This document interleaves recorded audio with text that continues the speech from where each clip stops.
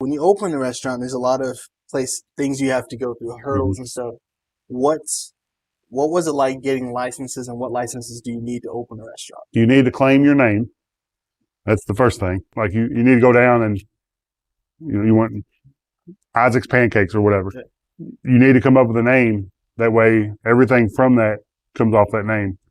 All your, your tax information and all that stuff.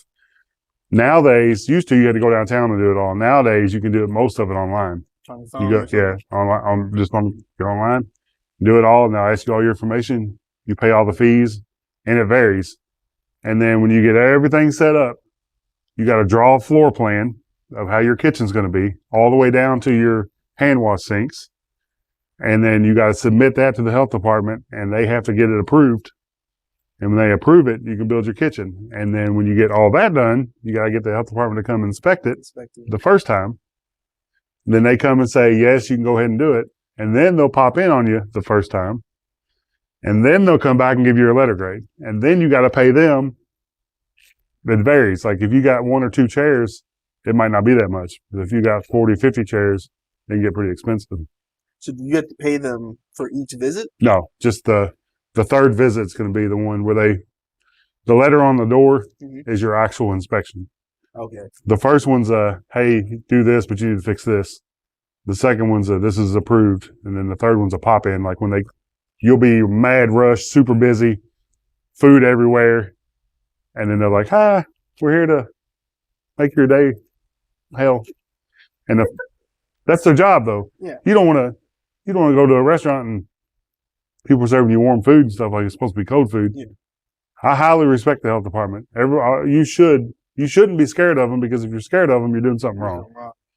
So you should be respectful of them. And some of them are a little pickier than most, because people think it's just your kitchen, but it's not. It's all the way out to your dumpster. Wow. Yeah. I got dinged for my dumpster door being open, and I didn't even do it. Somebody dumped on me. Some butthead come and threw his trash in my dumpster and left the lid open. So you get past all that, and then the rest is not smooth sailing, but it's a little easier than it was when you started. Okay. But this is not a job to get rich off of. This is a passion. This is like being a teacher or any job that people think that we get a bunch of money. It's not. It comes in time, but you do this for the love.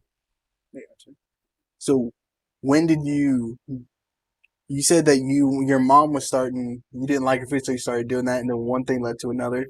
When did it really think that I'm going to do this? 2017. It's only been 6 years. Yeah. It's right there. So 2017, I hooked up with a business partner. Her and I opened this massive restaurant on Dixie Highway. We didn't see eye to eye. It lasted like 9 months. We didn't see eye to eye. There's no bad blood, no hard feelings. I went my ways. She went her ways. 2019, I opened a restaurant at Kroger's Distribution Center.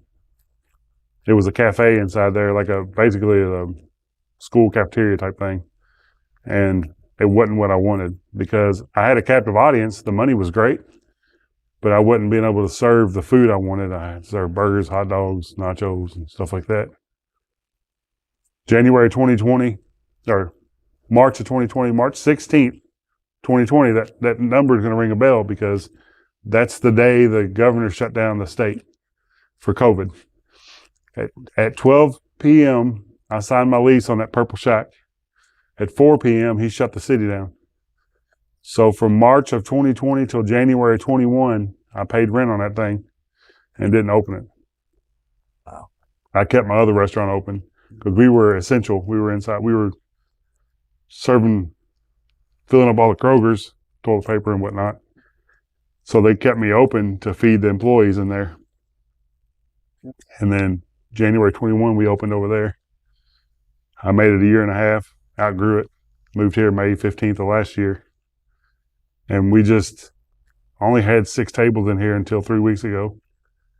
And we just expanded and it stays full. Wow. So that's incredible. It's a It's a love-hate story. It's a love story. Our sales went up 30% from the time I moved over there to over here. But I didn't want that. I wanted to stay over there.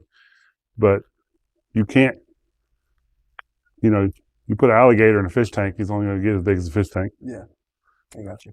So I had to make a choice. You put a gorilla in a cage, he's only going to get as big as a cage. So I had to come over here.